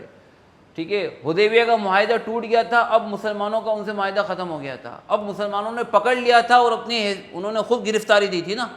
تو وہ کیا، ایک مسلمان نے گرفتار کیا تھا ان کو، تو وہ ایک جنگی قیدی تھے. لہٰذا ان کا ایک آپشن بالکل ہو سکتا تھا جنگی قوانین کے مطابق جو عرب میں رائج تھے کہ ان کو قتل کر دیا جاتا، اور عام طور پہ اسی طرح ہوتا تھا، سرداروں کو تو کم از کم قتل کر دیا جاتا تھا. ایک بات تو یہ حقیقت تھی. اچھا، اسلام دل کے یقین کے بغیر کلمہ پڑھنا منافقت کہلاتا ہے، جبر کروانا ٹھیک نہیں ہے. ابو سفیان کے معاملے میں حضرت عباس نے جو جملہ بولا نا وہ دھمکی نہیں تھی، حقیقت کا احساس تھا کہ تمہارے سامنے حقیقت یہ ہے، اب تمہارا فیصلہ ہے، تم چوز کر لو. ایسا نہیں تھا کہ اس کے سر پہ تلوار رکھی گئی کہ بھئی یا تو اسلام قبول کر لو یا تم مارے جاؤ گے. تیسری بات جو میں کہہ رہا ہوں وقت بتاتا ہے نا کہ اسلام دل سے قبول کیا یا نہیں. فتح مکہ میں تو مسلمان غالب آ گئے تھے، خطرہ ٹل گیا. ٹھیک ہے، مسلمان واپس چلے گئے. اب چاہتا تو پرانے دین پہ لوٹ جاتا یا کسی اور جگہ چلے جاتا، جیسے کہ کچھ سردار چلے گئے تھے، بھاگ گئے تھے مکہ سے، ہے نا. بعد میں تو موقع تھا اس کے سر پر، ابو سفیان کے سر پہ ہر وقت تو مسلمان نہیں کھڑے ہوئے تھے، لیکن بعد میں ہمیں پتہ چلتا ہے کہ ایک مخلص مسلمان کی طرح آئندہ بڑی جنگوں میں یہ مسلمانوں کے ساتھ کندھے ملا کے لڑائے. خاص طور پہ غزوہ طائف کے اندر ان کی ایک آنکھ بھی ضائع ہو گئی مسلمانوں کے ساتھ لڑتے ہوئے. پھر بڑی ایک جنگ ہوئی جو جنگ یرموک جو بعد میں ہوئی، اس میں دوسری آنکھ بھی ضائع ہو گئی. آخری وقت تک ابو سفیان مسلمانوں کے لیے لڑتے رہے، ہے نا. اور اس کے بعد ان کی زندگی کا ایک بڑا افسوس ہمیشہ یہ تھا، اس کے بعد زندگی ان کی خاموش گزری. ظاہر بات ہے کہ ایک انسان کے سامنے اتنی بڑی حقیقت اتنی دیر سے آتی ہے تو اس کو ایک بڑا احساس ہوتا ہے اپنی ان زیادتیوں کا جو وہ ماضی میں کر چکا ہے نا. لیکن کوئی ایسا کردار، کوئی ایسا عمل ہمیں نظر نہیں آتا ہے ابو سفیان کا کہ جو یہ بتائے کہ یہ شاید دل سے اسلام نہیں لے کر آئے تھے. اگرچہ اتنا عرصے کے بعد چونکہ اسلام لے کر آئے تھے تو ہمیں ایسا لگتا ہے بعض واقعات سے کہ سب مسلمانوں نے کچھ دل سے بہت قبول بھی، یعنی مسلم سوسائٹی و معاشرے میں بہت ان کو کوئی اپریشیٹ نہیں کیا جاتا تھا. بعض کے واقعات سے ایسے پتہ چلتا ہے، کیونکہ ظاہر بات ہے کہ دیکھیں مسلمانوں کے دل میں ایک بات تو تھی نا، ٹھیک ہے مسلمان ہو گیا، یہ مسلمان ہے ہمارا بھائی ہے، لیکن ساری چیزیں بھلا دیں یہ بسا اوقات فطری طور پہ اتنا آسان نہیں ہوتا ہے. ابو سفیان کے سر پہ سینکڑوں لوگ مسلمانوں کا خون تھا. ان کی زندگی اس کے بعد ایک آپ دیکھیں کہ خاموشی میں گزری، اور جہاں ان کو موقع ملا یہ اللہ کے لیے لڑے. یعنی وہ شخص کہ جو اللہ کے خلاف لڑتا رہا، اب اس نے اس کی کوتاہی کی تلافی ایسی کی ہے کہ اس نے اللہ کے لیے لڑتے ہوئے اپنی آنکھیں بھی گنوا دی. ٹھیک ہے، لہٰذا یہ بات کے واقعات بتاتے ہیں کہ ابو سفیان اگر دل سے اسلام قبول نہیں کرتے تو بعد میں بھی نعوذ باللہ یعنی منافقت کے ساتھ زندگی گزارتے، کیوں اسلامی لشکر کے ساتھ وہ شانہ بشانہ لڑتے وغیرہ وغیرہ وغیرہ، اس میں اور بھی تفصیل۔ دوسری بات، اسلام کا لشکر کا معائنہ کروانے کی کیا ضرورت تھی؟ ہاں ٹھیک ہے، یہ سارے سوالات ہیں۔ دو زبردست حکمتیں تھیں۔ نمبر ایک، جو جھجک تو ابو سفیان نے بتا دی تھی کہ جھجک تھی، ٹھیک ہے، اللہ کے نبی سے ختم کرنا چاہ رہے تھے، اس کو اندازہ ہو گیا کہ اب اسلام کو مٹانا ناممکن ہے۔ دوسری بات، وہ مکہ کے لیڈر تھے، خود مسلمان ہو کر مکہ جاتے تو مکہ کے لوگ ان کی بات نہیں مانتے، لیکن جب اپنی آنکھوں سے انہوں نے دیکھ لیا نا تو اب دل سے وہاں جا کے ڈرایا ہے نا، ویسے ہی چلے جاتے، پتہ نہیں چلتا کتنا بڑا لشکر ہے، حقیقت میں اندازہ نہیں ہوتا۔ اب جب وہ گئے نا، انہوں نے دل سے بات کی کہ اتنا بڑا لشکر ہے کہ مقابلے کی طاقت ہی نہیں، لہٰذا ہزاروں لوگوں کی ابو سفیان نے جانیں بچائی، ٹھیک ہے۔ اچھا، یہ بڑا اعتراض ہے، حضرت عباس کیوں ابو سفیان کے اتنا ساتھ دے رہے تھے؟ اسلام کے اتنے بڑے دشمن کا، حضرت عمر کی طرح ان کو تو وہاں ملتے ہی گردن اڑا دینی چاہیے تھی۔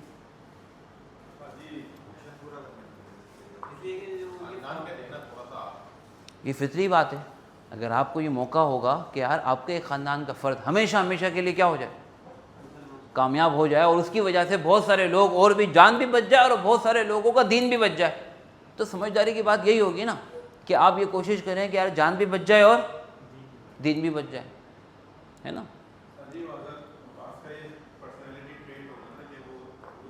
وہ بھی قریش کے سردار تھے نا، ٹھیک ہے نا۔ اچھا، اور عربوں کے ہاں کوئی سردار ہی اپنی قوم کی تباہی کا سبب بنے بہت بڑی بےغیرتی سمجھی جاتی تھی ان کے کلچر میں۔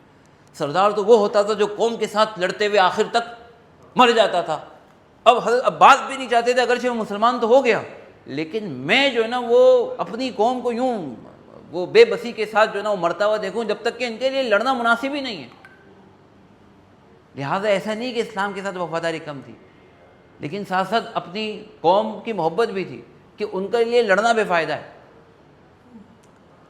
تین بڑی وجوہات تھی۔ نمبر ایک، رشتہ داری تھی، بھائی یہ دونوں رشتہ قریش کے سردار بنو عبد مناف سے، یہی تو حضرت عمر کو کہا تھا کہ عبد مناف سے ہے نا، جبھی تو ان کو بچانے کی کوشش نہیں کر رہا، اگر بنو عدی سے ہوتا نا عمر تو پھر بچا لیتا۔ تو دونوں آگے جا کے پر دادا کے اندر دونوں کے نسب مل رہے تھے، ٹھیک ہے نا۔ اچھا، عرب کلچر میں اپنے قبیلے کے سردار کو ذلیل ہونے سے بچانا ایک بہت بڑا اخلاقی خاندانی فرض تھا۔ ابو سفیان ان کا بھی سردار تھا، مطلب اگر یہ قریشی تھے یہ بھی سردار تھے، ابو سفیان ان کا بڑا سردار تھا۔ قدیم دوستی بھی تھی، تجارتی تعلقات بھی تھے، اور پھر ابو سفیان مارا گیا۔ اللہ کے نبی صلی اللہ علیہ وسلم کا مسلمان ہونے کے بعد مقصد سمجھا تھا بات نے کہ خون خرابے کے بغیر مکہ کو فتح کرنا ہے، تو آپ سمجھتے تھے کہ ابو سفیان اگر مارا گیا نا تو پھر اللہ کے نبی صلی اللہ علیہ وسلم کو یہ مقصد پورا نہیں ہوگا، کیونکہ جو دوسرے جذباتی اس کی بات کی جو لیڈرشپ ہے نا، وہ ابو سفیان کی طرح اتنی ہوشیار سمجھدار نہیں ہے، وہ جذباتی نوجوان ہے۔ یاد ہے جو صلح حدیبیہ کے موقع پہ پہلے بھی جنہوں نے حملہ کیا تھا، رات کو بھی حملہ کرنے کی کوشش کی تھی، ہے نا، بیعت رضوان سے پہلے، اور انہوں نے ابھی بھی لڑائی کی، ابھی بھی کی لڑائی کچھ لوگوں نے، انہی نوجوانوں نے کی ہے، ٹھیک ہے۔ ابو جہل 7 سال پہلے مارا گیا تھا، ہاں۔ تو وہ جانتے تھے کہ قریش کی اینٹ سے اینٹ بچ جائے گی، اور وہ اپنے شہر، قوم و خاندان کو وہ قیمت پہ بچانا چاہ رہے تھے۔ اچھا، اللہ کے نبی صلی اللہ علیہ وسلم ان کی باتوں کو کیوں مان رہے تھے؟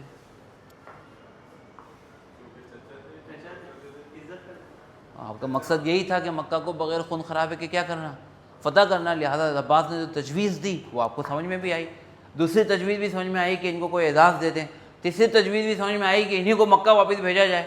جب اپنا ہی سردار اعلان کر دے گا اور سرنڈر کر دے گا تو بقیہ قوم کے لیے سرنڈر کرنا کیا ہے؟ جبکہ وہ سردار وہ تھا کہ جو ہمیشہ سے اسی لشکر کے خلاف ان کو لیڈ کرتا تھا، تو ایک بہت بڑا میسج تھا نا یہ، جو لڑنے کے جذبات کو اندر تک توڑ کے رکھ دے گا، حکمت تھی۔ اب دیکھیں اللہ کے نبی صلی اللہ علیہ وسلم کا ہر قدم نا، میں آپ سے عرض کر رہا ہوں نا، وہ ایسا ہے کہ وہ ایک مقصد کی طرف نا اس کو اور زیادہ بہترین طریقے سے آگے بڑھا رہا ہے۔ ایسا نہیں کہ ایک قدم کچھ الگ بات بتا رہا ہے، ایک قدم الگ بات بتا رہا ہے، ایسا نہیں تھا۔ آپ نے جو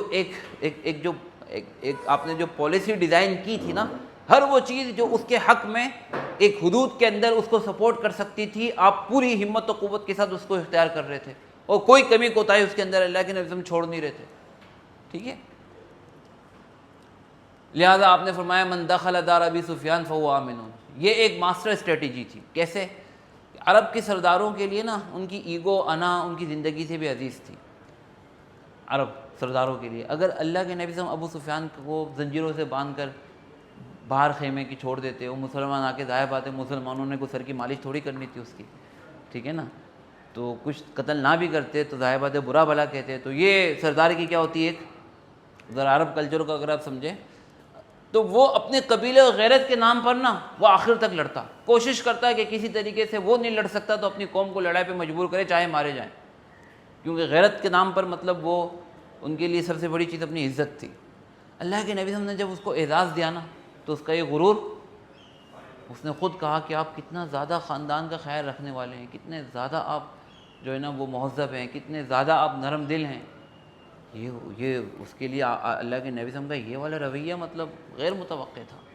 ٹھیک ہے, ہاں یہ یوٹیلائز کیا, اس کی ایگو کو اپنے حق میں موڑ دیا.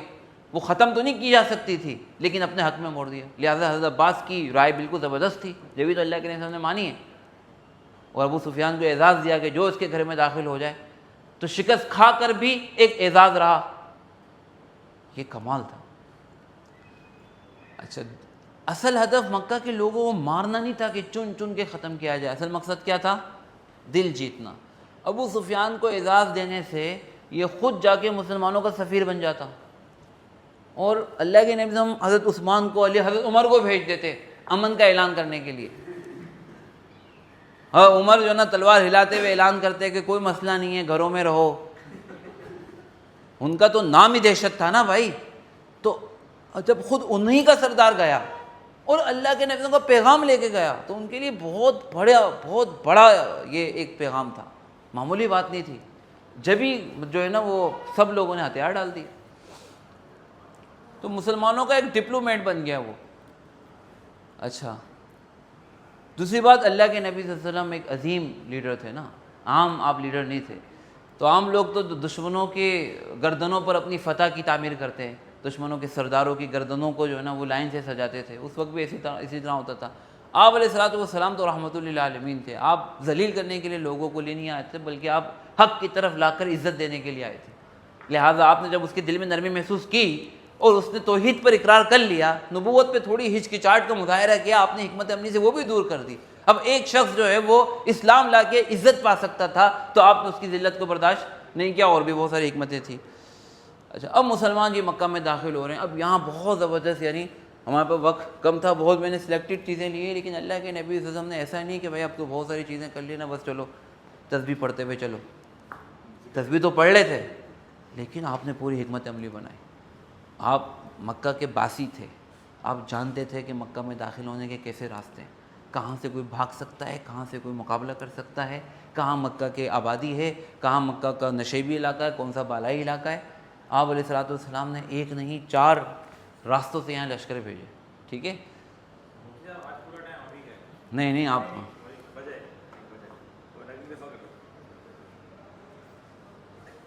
اچھا, آپ نے کیا فرمایا کہ آپ نے 4 بڑے حصوں میں تقسیم کیا, اور یقیناً یہ اچھی طریقے سے مشورہ بھی ہوا ہوگا. دوسری بات, اللہ کے نبی خود اچھی طرح مکہ کو جانتی تھا, آپ کی زندگی یہاں گزری تھی, کہ بھائی کوئی بھی اس طرح کا موقع نہ چھوڑیں کہ مکہ کے کسی بھی کونے سے اگر کوئی لڑنے کی کوشش کرتا ہے نا تو اس کو جھگڑا بڑھانے نہ دیا جائے, وہیں موقع پر پہنچ کر جو ہے نا اس کے اس فتنے کو ختم کر دیا جائے. لیکن ساتھ میں یہ میسج بھی دینا تھا کہ ہم مارنے کے لیے نہیں آ رہے. ہم دیکھیں 2 الگ الگ باتیں تھیں نا. اگر کوئی مقابلے پہ آتا ہے تو اس سے جنگ بھی کرنی ہے, لیکن ساتھ میں یہ میسج بھی دینا ہے مکہ کی عام آبادی کو کہ ہم تو جنگ کرنے کے لیے نہیں آ رہے, تم نے تو اعلان سن لیا, اپنے گھروں میں رہو, تم امن سے ہو. لیکن اگر جھگڑا کرتا ہے تو کوئی ایسا بھی نہیں کہ بھائی ہم امن کے لیے آئے, ہم لڑیں گے نہیں, یہ بھی ٹھیک نہیں ہے. اللہ کے نبی کو اندازہ تھا کہ کہاں سے کہاں لڑائی ہو سکتی ہے اور کہاں لڑائی نہیں ہو سکتی, کہاں سے لوگ حملہ کر سکتے ہیں, کہاں سے نہیں کر سکتے, اور کہاں کس طرح کا میسج دینا ہے. تو نمبر 1, اللہ کے نبی صلی اللہ علیہ وسلم نے حضرت خالد بن ولید رضی اللہ تعالیٰ عنہ کو اسفل مکہ, جس کو قدا کہتے ہیں, یہاں سے حکم دیا, اور یہ زبردست قسم کے جو ہے نا وہ جنگجو ہتھیاروں اور جو ہے نا وہ گھوڑ سواروں کے ساتھ حضرت خالد بن ولید کا لشکر تھا.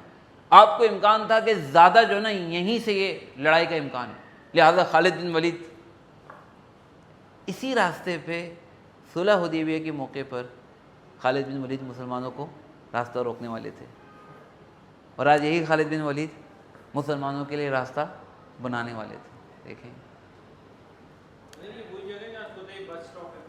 شاید یہی وہی جگہ ہے بالکل. ہاں, اور یہ نا نشیبی علاقہ کہلاتا ہے. اگر قریش کا کوئی گروہ مزاحمت کرے گا تو جمع ہونے کی جگہ بہترین تھی یہ, اور لڑنے کی جگہ بھی بہترین تھی یہ, لہٰذا آپ نے فرمایا کہ ان کا مقابلہ کیا. وہ کہا, آپ نے صاف ہدایت دی تھی آگے کہ بھائی خود سے تم نے قتل و قتال نہیں کرنا ہے جب تک کہ تمہارا مقابلہ نہ کیا جائے. اچھا, ان کو کہا کہ تم یہاں سے آتے ہوئے نا سارا راستہ صاف کرتے ہوئے صفا کے پہاڑ پہ ملنا. اللہ کے نبی وہیں پہنچ رہے ہیں, یہ ایک تھا. دوسرا, آپ نے حضرت زبیر بن عوام رضی اللہ تعالیٰ عنہ کو بھیجا, یہ بھی مکمل زبردست ہتھیاروں کے ساتھ یہ زبردست لشکر تھا. انہوں نے کہا کدا, یہ کدا تھا, یہ کدا تھا مکہ کے بالائی طرف حجون کے راستے سے. ان کے بعد اللہ کے نبی صلی اللہ علیہ وسلم کا مرکزی جھنڈا تھا, چونکہ بالائی علاقہ تھا نا, اونچا علاقہ تھا, تو یہ جھنڈا آپ علیہ الصلوۃ والسلام کا تھا اور مرکزی تھا اور پورے مکہ سے نظر آ رہا تھا. انہیں حکم دیا کہ اوپری حصے سے حجون کی جگہ پہ جا کے جھنڈا کاٹ دیں اور وہیں تشریف رکھیں جب تک کہ اللہ کے نبی نہیں آتے. جب آئیں تو پھر آپ کے ساتھ ہو جانا. نمبر 3, ہاں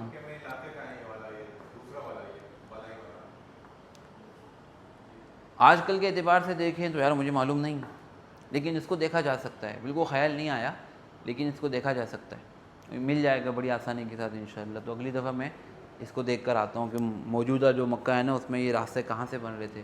لیکن اب تو سب تہ و بالا ہو گیا, وہ پہاڑی کٹ گئے ہیں, اوپر نیچے ہو گئے ہیں, واللہ عالم. لیکن پھر بھی انشاءاللہ اس کی گراف بھی بنے ہوئے ہوں گے سیرت کی کتابوں میں نہیں لے پایا, انشاءاللہ اگلی دفعہ شامل کرتا ہوں. تیسرا جو دستہ تھا نا حضرت عبیدہ بن جراح کا تھا.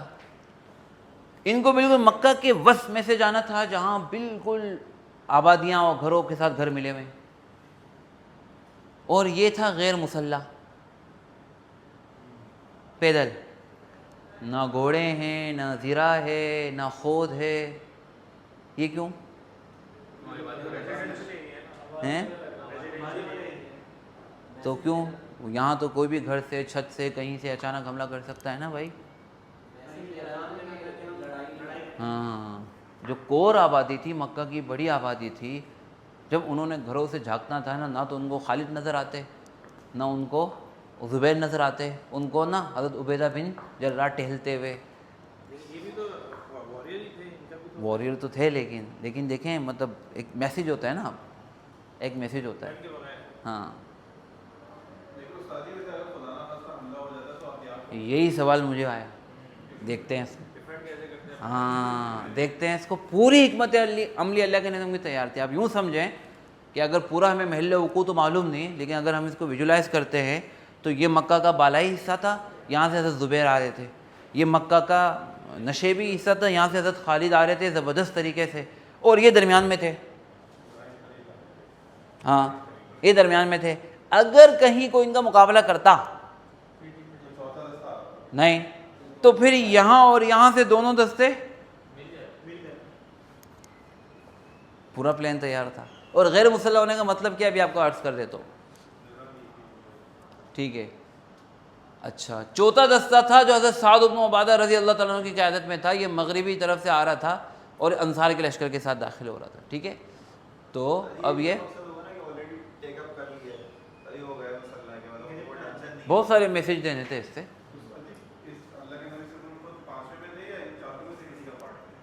آپ الگ آ رہے تھے, ہاں چوتھا تھا, یا آپ الگ آ رہے تھے ان سے, جب سب سے آخر میں آپ تشریف لے کے آ رہے تھے, کہ آپ کے آنے سے پہلے جو ہے نا وہ. ہاں, آپ علیہ الصلوۃ والسلام نے ان چاروں سپہ سالاروں کو انتہائی سخت ہدایت دی تھی. نمبر 1 کہ تم سے جب تک جنگ نہیں کی جائے جنگ نہیں کرو گے, ایک خون کا قطرہ بھی نہیں بہنا چاہیے. ابھی دیکھیں پورے جنگی لباس میں غرق, اور اسلام دشمنوں کے شہر میں جا رہے ہیں, اور اللہ کے دشمن کہہ رہے ہیں کہ خبردار خون کا ایک قطرہ بھی نہیں بہنا چاہیے. تو پھر یہ 10,000 کا لشکر اتنے ہتھیاروں کے ساتھ کیوں آئے ہیں مدینے سے؟ ٹھیک نہیں ہے, یہ بھی بات تھی, لیکن اگر کوئی جنگ کرے تو پھر جنگ کی جا سکتی ہے, کی جا سکتی ہے, لیکن آپ علیہ السلام چاہتے نہیں تھے جنگ. بالکل کرتے ان کو، اگر ان کو پہلے سے اطلاع ہوتی، تیاری کا موقع ملتا، مکہ کے اندر بھی کر لیتے، کیونکہ پھر تو وہ پورے عرب کی حمایت حاصل کر لیتے نا. دیکھیں اگر تیاری کا موقع ملتا ہے، یہاں پیغام بھیجتے، یہاں پیغام بھیجتے، آ جاؤ حرم کی حفاظت کرو، حرم خطرے میں.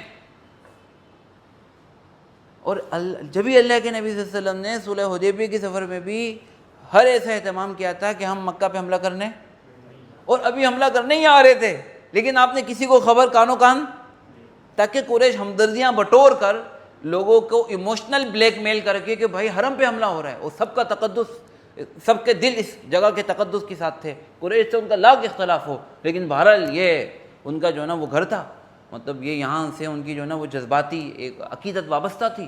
تو قریش اس کو کیش کرنے کی کوشش کرتے، لیکن یہ اس وقت کرتے جب ان کو پتہ ہوتا کہ مسلمان، ان کو تو اس وقت پتہ چلا کہ مسلمان سر پر تھے، اور پھر آ کے پتہ چلا تو پہلی آفیشیل خبر لایا خود اپنا سردار. کمال دیکھیں نا یار، کمال دیکھیں. ہر اعتبار سے آپ نے اپنی اسٹریٹجی کو ایسا پرفیکٹ بنایا کہ کہیں کوئی جھول ذرہ برابر بھی نہیں تھا. تو یہیں سے ہمیں نظر آتا ہے. اچھا پھر ان سب اقدامات کے باوجود بھی ابھی ہم ایک جملہ دیکھیں گے، اللہ کے نبی صلی اللہ علیہ وسلم کا اعتماد ان تمام باتوں پر نہیں تھا، وہ کس پر تھا؟ یہی عین توکل ہے، یہی وہ توکل ہے جو سیرت سے سیکھنے کی ہمیں ضرورت ہے. اچھا پھر آپ نے نا 6 زون بنائے کہ جو گھر کا دروازہ بند کرے گا مامون ہے، مسجد حرام میں داخل ہو جائے مامون ہے، ابو سفیان کے گھر میں پناہ لے لے مامون ہے. حکیم ابن حزام ایک اور سردار کو بھی یہ عہدہ دیا، یہ بھی بڑا ابو سفیان کی طرح دوسرے بڑے سردار تھے، وہ مامون ہے. جو شخص ہتھیار ڈال دے وہ بھی کیا ہے؟ مامون ہے. اور جس سے نہیں برداشت ہو رہا مسلمان کو دیکھنا، بھاگ کے دور چلے جائے، وہ بھی کیا ہے؟ 7واں کو آپشن تھا ہی نہیں بھائی. 7واں آپشن یہ تھا جس کو یہ 6 آپشن قبول نہیں ہے، لڑ لے، لڑ لے، آ رہے ہیں ہم لڑنے کے لیے. اور اس میں اتنی بڑی فورس ہے کہ لڑکے وہ ویسے ہی گھبرا جائے. کچھ جذباتی نوجوان پھر بھی، لیکن ان تمام حکمت عملیوں کی وجہ سے ان کے ساتھ جو لوگ ساتھ کھڑے ہوئے نا وہ بہت کم تھے. اگر ایسا نہیں ہوتا، یہ ساری چیزیں نہیں ہوتی، تو ان کے ساتھ کھڑے ہونے والے ہزاروں نہیں تو سینکڑوں لوگ تو ہوتے.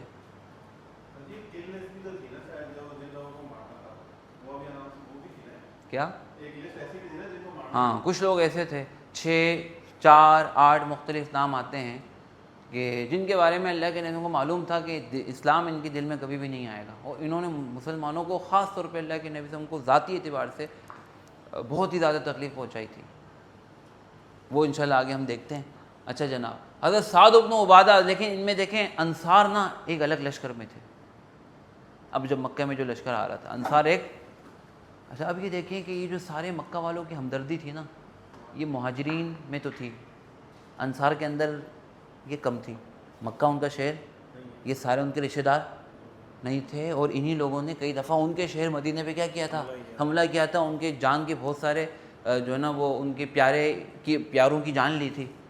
لہٰذا یہ ساری مناسبتیں ان کے ساتھ نہیں تھیں. ان کو ایک ایسے راستے سے بھیجا گیا جہاں سے کسی قسم کی کوئی مزاحمت کی. اچھا یہ بھی نہیں کر سکتے تو ان کو بالکل اگنور کر دیا جائے.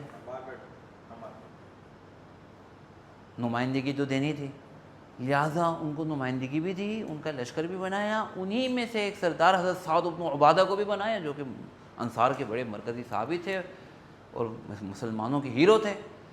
اب جب یہ آ رہے تھے نا، تو ان کے دل میں دیکھیں وہ سارے قریشیوں کے دل میں جو اپنے خاندان کی جو بھی چیزیں تھیں نا، ان کے دل میں وہ ہمدردی نہیں تھی. بہرحال آ رہے تھے مسلمانوں کے دشمنوں کے پاس، لہٰذا ان سے ایک آواز لگ گئی جذبات کی شدت سے. جذبات سمجھ گئے نا اب کیا جذبات تھے؟ جذبات کی شدت سے، الیوم یوم الملحمہ الیوم تستحل الحرمہ. آج کے دن تو جو ہے نا وہ کاٹ دینے کا دن ہے. آج کے دن تو حرمتیں حلال کر لی جائیں گی، یعنی ہمارے لیے حرم کیا ہو جائے گا؟ حلال ہو جائے گا، خوب تم لوگوں کو کاٹیں گے. آج جنگ کا دن ہے، حرمتوں کے حلال کیے جانے کا دن ہے. اچھا ابو سفیان اور حضرت عثمان دونوں نے یہ بات سن لی. دونوں اللہ کے نبی کے پاس آئے اور کہا کہ سعد بن عبادہ کے نعروں سے مکہ میں کیا پھیر رہا ہے؟ اب یہ اسٹریٹجی کے خلاف اپنا ایک سپہ سالار جا رہا ہے. لیکن یہ اللہ کے نبی کو پتا تھا یہ بھی جو کہہ رہے ہیں نا یہ کس کی وجہ سے کہہ رہے ہیں؟ اسلام اور دین کی محبت کی وجہ سے اور اللہ کے دشمنوں کے بغض کی وجہ سے. لیکن جو میری پوری حکمت عملی پوری گہرائی سے ان کو معلوم نہیں ہے. اب دو طریقے تھے، بتائیں کیا ایسا اگر کوئی لیڈر کے ساتھ ہو تو ایسا کیا کرے گا لیڈر؟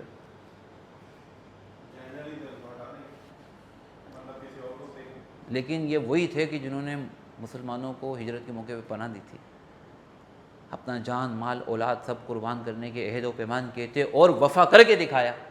انہی کی برکت سے آج مسلمان یہاں واپس آ رہے تھے.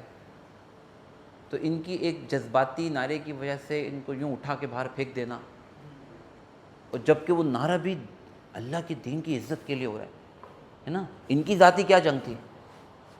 جنگ کی تو ان کی مہاجرین کے ساتھ تھی نا، مہاجرین پہ ظلم کیا تھا، انہوں نے تو پناہ دی تھی. لہٰذا اللہ کے نبی صلی اللہ علیہ وسلم نے ایک جو نا کام بھی کیا، اور اس طرح کیا کہ ان کو ایک میسیج بھی مل جائے کہ بھئی دیکھو یہ تم نے نا اصول کے خلاف کیا ہے، لیکن ساتھ میں جو ہے نا وہ یہ بھی نہ ہو کہ ان کو سرداری سے بالکل ہٹا دیا.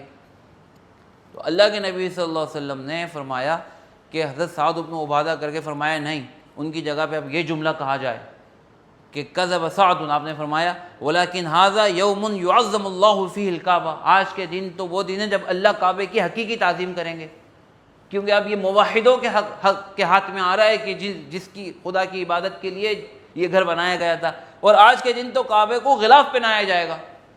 سعد نے غلط بات بولی. پھر کیا کیا؟ پھر کہا کہ بھائی سعد کو سے پرچہ لے لیں گے تو انصار کا بھی تو دل دکھے گا نا. سعد نمائندے کس کے؟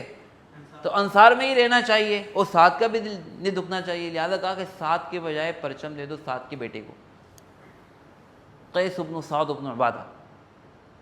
لہٰذا انصار کے اندر ہی رہے، سعد کے گھر کے اندر رہے. اور ظاہر بات ہے بیٹا بھی لیڈر ہے تو وہ باپ ہی کی طرف اس کی نسبت ہوتی نا. بھائی بیٹے کے کارنامے کس کی طرف ہوتے ہیں؟ لیکن ایک میسیج بھی چلے جائے سعد کو بھی اور اہل مکہ کو بھی کہ یہ نعرہ انہوں نے لگایا، لیکن اللہ کے نبی صلی اللہ علیہ وسلم نے دیکھو ان سے پرچم لے کے کسی اور کو دے دی. اللہ اکبر. تو الیوم یوم الملحمہ کے بجائے اللہ کے نبی صلی اللہ علیہ وسلم نے، بعض روایت میں آتا ہے الیوم یوم المرحمہ، ٹھیک ہے نا. تو اصل مقصد کو اجل نہیں ہونے دیا اور عزت نفس میں مجروح نہیں کی.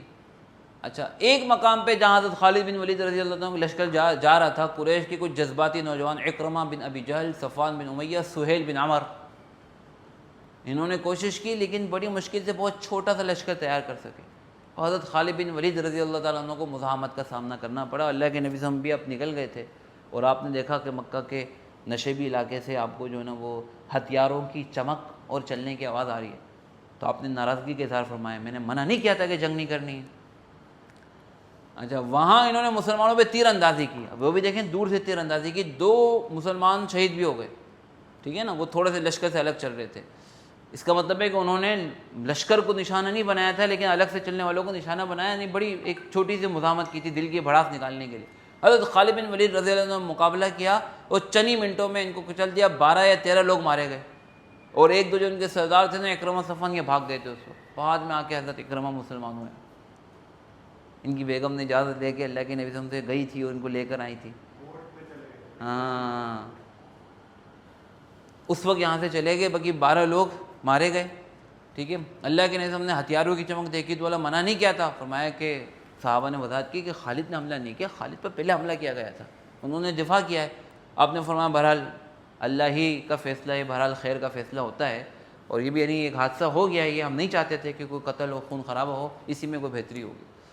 اللہ کے نبی صلی اللہ علیہ وسلم مکہ میں داخل ہو رہے تھے، اور یہ وہی مکہ تھا کہ جس سے آپ صرف 8 سال پہلے اس حال میں نکلے تھے کہ آپ کی سر کی قیمت لگی ہوئی تھی، اور آپ کی جان کو خطرہ تھا، اور آپ چھپتے چھپاتے راستے بدلتے ہوئے ہے نا بڑی مشکل سے آپ 10-12 دن کے اندر اسی مکہ سے نکل کر مدینہ پہنچے تھے. اور صرف 8 سال کے اندر آپ دوبارہ ایک فاتحانہ شان سے داخل ہو رہے تھے، لیکن عاجزانہ. فاتح تو تھے لیکن آپ پر عاجزی کا ایسا غلبہ تھا، ہے نا، کہ جس شہر سے نکالا گیا تھا اللہ نے وعدہ کیا تھا کہ دوبارہ اس میں لوٹائیں گے. اللہ کے آج سارے وعدے پورے ہوتے ہوئے مسلمان اور اللہ کے نبی صلی اللہ علیہ وسلم اپنی آنکھوں سے دیکھ رہے تھے. اسلام کے سارے دشمن جزیرے سے کیا ہو رہے تھے؟ ختم ہو رہے تھے. تو اب ایسا نہیں تھا کہ آپ علیہ الصلوۃ والسلام نعوذ باللہ آپ کا سینہ تنا ہوا ہو اور آپ یہ کہہ رہے ہو کہ دیکھا بہت تم نے ہم کو ستایا نا، آج دیکھا کیا حشر ہوا. ایسا نہیں تھا. اللہ کے نبی صلی اللہ علیہ وسلم قربان جائیں، آپ اللہ کے شکر کے جذبے سے آپ کا جسم میں اتھر جھکا جا رہا تھا اور آپ کی گردن ہی اوپر نہیں ہو رہی تھی. اللہ کے شکر کے جذبات کا اتنا غلبہ تھا آپ پر. یہ دنیا کا سب سے عجیب فاتح تھا کہ جو دشمن قوم پر اللہ نے زبردست ایسی فتح فرمائی کہ وہ چوں بھی نہیں کر سکے، لیکن پھر بھی جو ہے نا اس کی گردن جھکی ہوئی تھی. اور آپ علیہ الصلوۃ والسلام اپنی اونٹنی قصوہ پہ تھے اور آپ نے سیاہ عمامہ پہنا ہوا تھا، لوہے کا خود بھی پہنا ہوا تھا کیونکہ بہرحال ایک جنگی لشکر میں تھے. اور آپ علیہ الصلوۃ والسلام سر مبارک اللہ کے حضور شکر میں اس قدر جھکا ہوا تھا. حدیث میں آتا ہے کہ آپ اپنے اونٹ پر بیٹھے ہوئے تھے نا، تو آپ کی جو ہے نا اتنا جھکا ہوا تھا کہ آپ داڑھی مبارک اونٹ کی کمر سے لگ رہی تھی، کوہان سے لگ رہی تھی. آپ کی داڑھی مبارک اونٹ کے کجاوے کی لکڑی کو چھو رہی تھی، اتنا سر جھکا ہوا تھا. اور آپ علیہ الصلوۃ والسلام سورہ فتح کی تلاوت فرما رہے تھے. انا فتحنا لک فتحا، اللہ اکبر، جو صلح حدیبیہ کے موقع پہ نازل ہوئی تھی. او حضرت عمر نے پوچھا تھا کہ اللہ کے نبی کہ یہ فتح ہے؟ آپ سب مسلمانوں کو بھی بتانا چاہ رہے تھے کہ اللہ کے وعدے کیا ہیں؟ سچے ہیں. اللہ نے تو پہلے ہی کہہ دیا تھا کہ ہم نے تمہیں فتح مبین عطا فرمائی، یہ ہے فتح. اور سورۃ النصر کی تلاوت فرما رہے تھے، اذا جاء نصر اللہ والفتح ورأیت الناس يدخلون فی دین اللہ افواجا فسبح بحمد ربک واستغفر انہ کان توابا. عجیب، دنیا کی تاریخ میں کسی بھی قوم کی فتح کے موقع پر یہ والا طرز عمل نہیں نظر آتا، ڈھونڈنے سے بھی نہیں ملے گا. پوری دنیا نے دیکھا کہ 10,000 کا لشکر کسی شہر کو فتح کرتا ہے بغیر کسی خاص خون خرابے کے، مکمل ڈسپلن کے ساتھ وہ داخل ہوتا ہے، جبکہ اسی قوم کے ساتھ پچھلے جو نا 8 سالوں سے بہت شدید جنگ چل رہی، اور پچھلے 23 سالوں سے انہوں نے ناک میں دم کر کے رکھا تھا. نبوت کو تو 23واں تو سال نہیں تھا، نبوت کو تو 22واں سال تھا، 22واں نہیں 21واں سال تھا. تو آپ ایک فاتح لشکر کی حیثیت سے تھے، لیکن آپ کی گردن میں کوئی غرور نہیں تھا. سر مبارک آپ کا شکر سے جھکا جا رہا تھا، داڑھی آپ کو کجاوے کو چھو رہی تھی، اور آپ سورہ فتح اور سورۃ النصر کی بعض روایت میں آتے تلاوت کر رہے تھے. اور یہاں وہی سوال ہے آپ کا کہ غیر مسلح لشکر تھا، اگر درمیانی آبادی میں کوئی حملہ ہو جاتا تو یہ لوگ تو مارے جاتے. تو کیا جواب سمجھے ہم؟ ہاں، نمبر 1 غیر مسلح ہونے کا مطلب یہ تھا کہ انہوں نے جو ہے نا وہ کوئی ہلکے ہتھیار لیے ہوئے تھے، جو کہ عرب کلچر میں حصہ تھا.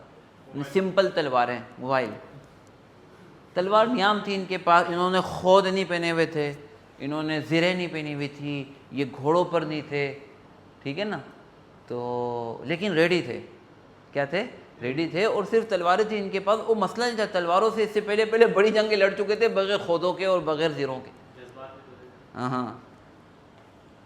تو غیر مسلح ہونے کا مطلب یہ نہیں تھا کہ تلواریں ڈھالنی تھی، مطلب بھاری جنگیں زرہیں نہیں تھی، لوہے کے خود نہیں تھے، ہیلمٹ نہیں تھے، آرمر نہیں تھے، گھوڑے نہیں تھے. وہ ہلکے سفر والی جو ہے نا وہ ایک لشکر تھا، اور ہلکی زرہ کے ساتھ بطن وادی سے چلے. اس کے پیچھے بہت بڑی حکمت تھی. نمبر 1 اللہ کے نبی صلی اللہ علیہ وسلم نے نقشہ بنایا تھا کہ اگر ان کو کوئی سخت مزاحمت ہو تو خالد بن ولید کو چل دیں گے، ٹھیک ہے. حضرت زبیر آ رہے تھے، اور ان دونوں لشکروں کے درمیان حضرت عبیدہ کا لشکر تھا. مقصد جنگ شروع کرنا نہیں تھا، بلکہ مرکزی شاہراہ پہ چل کر پیچھے اللہ کے نبیوں کا لشکر آ رہا تھا، ہے نا. تو اس پورے علاقے کو محفوظ بناتا تھا. اللہ کے نبی صلی اللہ علیہ وسلم کا لشکر یہاں سے گزرے گا تو کہیں ایسا نہ ہو کہ چھپ کر کچھ لوگ انتظار کر رہے ہوں. لہذا آبادیوں گلیوں کے درمیان میں یہ ہر جگہ پہ یہ لشکر صرف گزر نہیں رہا تھا، بلکہ اس نے نظر رکھی ہوئی تھی. کوئی ایسا پوائنٹ، کوئی ایسی جگہ تو نہیں جہاں کچھ لوگ دھوکے سے چھپ کر حملہ کر دیں، کیونکہ پیچھے اللہ کے نبی صلی اللہ علیہ وسلم کا لشکر آ رہا ہے. بہت سارے ان کے مقاصد تھے، ٹھیک ہے. تو یہ محفوظ سیکیور کر رہے تھے یہ اپنے لیڈر کے آنے سے پہلے اس پورے راستے کو، ٹھیک ہے. اور اگر ضرورت پڑتی تو وہ فوراً سے وہ دونوں والے ایک نیچے سے اوپر چڑھ جاتا اور ایک اوپر سے نیچے اتر جاتا. جو دوسرے قبائل جڑے تھے فتح مکہ سے پہلے، ہاں، وہ کن کے لشکروں میں ہوں گے؟ ایک انصار ہیں، مہاجر ہیں، ایک حضرت وہ خالد بن ولید رضی اللہ عنہ کے لشکر میں تھے. اس میں تھے. ہاں، کوشش زیادہ اس میں تھے. اچھا، گھڑ سوار اگر ہوتے تو دیکھیں تنگ جگہوں پہ نا وہ چلنے میں بھی دشواری ہوتی، کیونکہ گنجان آبادی والا علاقہ تھا، گھر سے گھر ملے ہوئے تھے، ٹھیک ہے نا.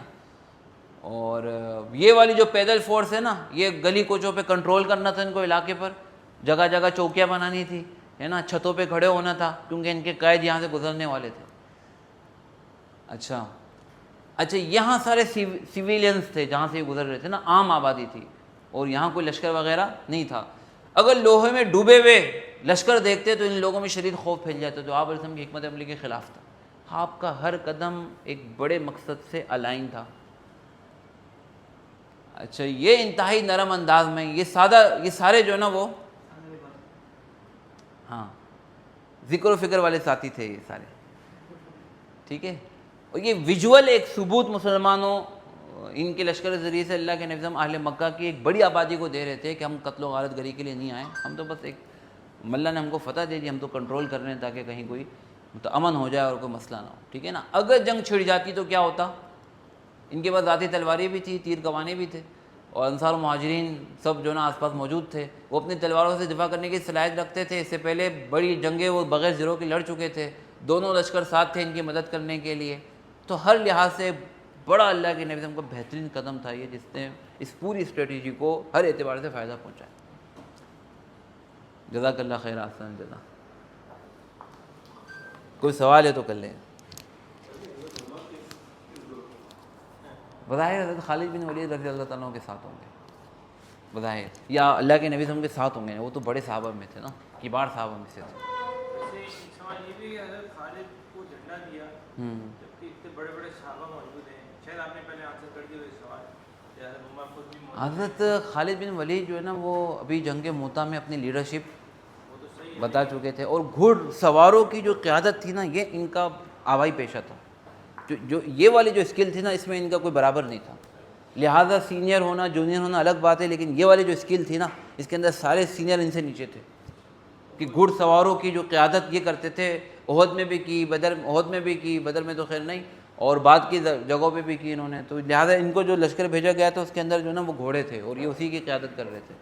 تو جو بڑے صحابہ تھے وہ جنگ موتا میں ویسے تو نہیں تھے نا, حضرت عمر وغیرہ بظاہر نہیں تھے وہ, ہاں ذکر تو نہیں آتا ان کا. لیڈرشپ تھی لیکن جونیئر لیڈرشپ تھی مسلمانوں کی. پرانے صحابہ اس کے اندر بھی تھے لیکن اتنے موسٹ سینئر نہیں تھے.